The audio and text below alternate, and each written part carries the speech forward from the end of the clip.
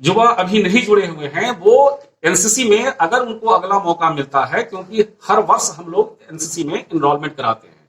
माननीय प्रधानमंत्री जी ने अभी बॉर्डर एरियाज में कुछ ज्यादा ही जोर दिया है ताकि उन इलाकों में भी, और वैसे इलाके जो दूर दराज में पड़ते हैं जहां पे प्रशासन का उतना ज्यादा दूसरे विभागों का ये नहीं है, क्या बोलते हैं, प्रभाव, तो वहां पे भी हमारे जो युवा हैं वो एनसीसी से जुड़ सकते हैं। हर वर्ष इनरोलमेंट होती है, तो उस इनरोलमेंट में यदि जो दिए हुए जो कुछ एक मापदंड हैं, क्वालिफिकेशंस हैं, वो अगर करते हैं तो अवश्य एनसीसी से उनको जुड़ने का मौका मिलेगा।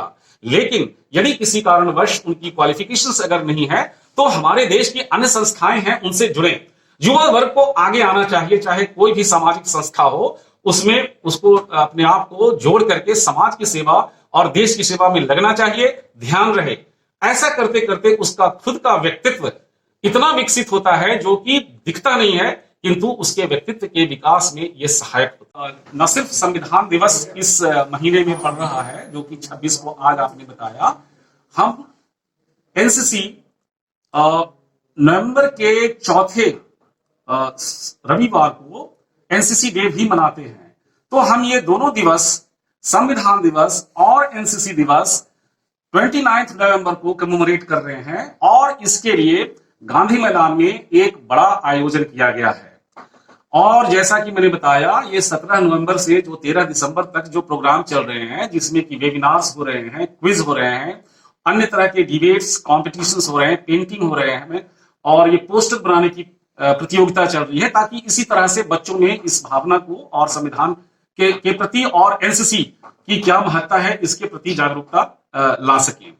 और 29 को पटना में, पटना ग्रुप जो बिहार झारखंड डायरेक्टरेट का है, वो कुछ गतिविधियां, कुछ इवेंट्स कर रहे हैं। वो इस प्रकार से हैं कि सेक्रेटारिएट से हम लोग एक यूनिटी रन, एकता दौड़ कर रहे हैं। उसके बाद साइकिल रैली चल रही है, मोटरसाइकिल रैली का आयोजन किया गया है, और फिर वहां पे एक मेगा इवेंट ह्यूमन चेन, जो हर इंस्टीट्यूशन से हमारे जहां जहां एनसीसी है वहां पे हमारे कैडेट्स ह्यूमन चेन बनाएंगे। और ये सारी चीजें कोविड-19 के जो प्रिकॉशंस हैं उसको मद्देनजर रखते हुए, यानी कि 2 कैडेट्स के बीच में 6 फीट की दूरी मेंटेन की जाएगी। और जब ये सारे लोग अपने अपने इवेंट्स करके गांधी मैदान की तरफ आएंगे और गांधी मैदान में एकत्रित होकर के वहीं पे एक मेगा इवेंट है जिसमें भी सिर्फ और सिर्फ कैडेट्स रहेंगे, ताकि कोविड-19 के अंतर्गत ज्यादा वहां पे भीड़ एकत्रित ना हो।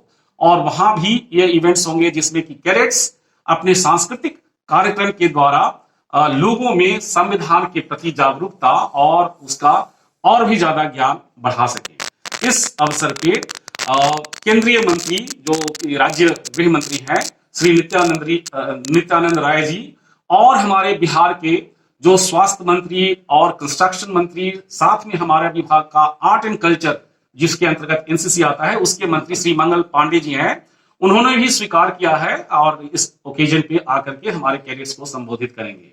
साथ में कुछ अन्य गणमान्य व्यक्ति जैसे कि श्री जितेंद्र प्रसाद जी, जो कि एक काफी गणमान्य व्यक्ति हैं, उसमें पद्म भूषण से भी वो सम्मानित हैं, तो वो भी हमारे बीच रहेंगे। हमारे आर्ट एंड कल्चर डिपार्टमेंट के प्रिंसिपल सेक्रेटरी जी रहेंगे, हमारे एडीजी मुख्य होस्ट के तौर पे रहेंगे। मैं अपने पटना ग्रुप की तरफ से हमारे सारे ऑफिसर्स, हमारे एसोसिएट एनसीसी ऑफिसर्स, हमारे पीआई स्टाफ, हमारे कैडेट्स, हम सभी लोग मिलकर के वहां पे ये इसका एनसीसी दिवस और संविधान दिवस को मनाएंगे।